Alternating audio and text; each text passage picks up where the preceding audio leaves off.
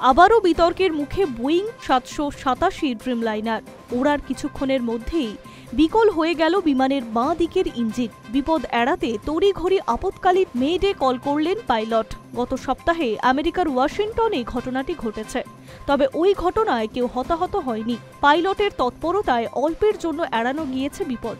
গত 25শে July Washington Dallas বিমানবন্দর থেকে মিউনিখের উদ্দেশ্যে যাত্রা শুরু করেছিল বিমান সংস্থা ইউনাইটেড এয়ারলাইন্সের একটি বোয়িং 787 ড্রিমলাইনার বিমান। কিন্তু ওড়ার পরেই বিমান ড্রিমলাইনারের গুরুতর যান্ত্রিক ত্রুটি ধরা পড়ে।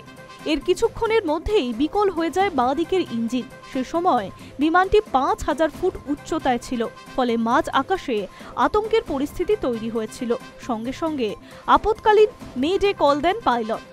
বিমানের ভিতরে জরুরি অবস্থার ঘোষণাও করা হয়। নিরাপদে জরুরি অবস্থায় অবতরণ নিশ্চিত করার জন্য যোগাযোগ করা হয় এয়ার ট্রাফিক কন্ট্রোলকে। শেষমেশ প্রায় 2 ঘন্টা 38 মিনিট ধরে ওয়াশিংটনের আকাশপথে ঘুরপাক খেয়ে জ্বালানি ক্ষয় করার পর ওয়াশিংটন ডালাস বিমানবন্দরে নামানো হয় বিমানটিকে। পাইলটদের তৎপরতা এবং এসটিসির সহায়তার ফলেই বড় সড় বিপদ থেকে এড়ানো গিয়েছে বলেই মানছে সকলেই। কোনো হতাহতের ঘটনা ঘটেনি। যাত্রী ও বিমান কর্মীরা সকলেই অক্ষত রয়েছেন, কিন্তু কিভাবে আচমকা ইঞ্জিন বিকল হয়ে গেল তা নিয়ে দ্বন্দ্ব কাটছে না।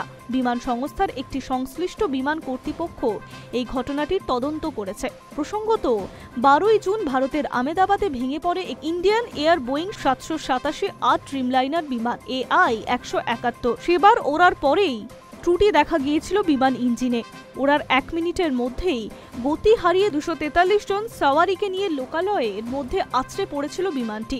ওই ঘটনায় যাত্রী ও স্থানীয় সহ 260 জনের মৃত্যু হয়। সেই ঘটনার মাসখানেকের মাথায় ফের একই ধাঁচের ঘটনা ঘটল বিশ্বের আরও এক প্রান্তে।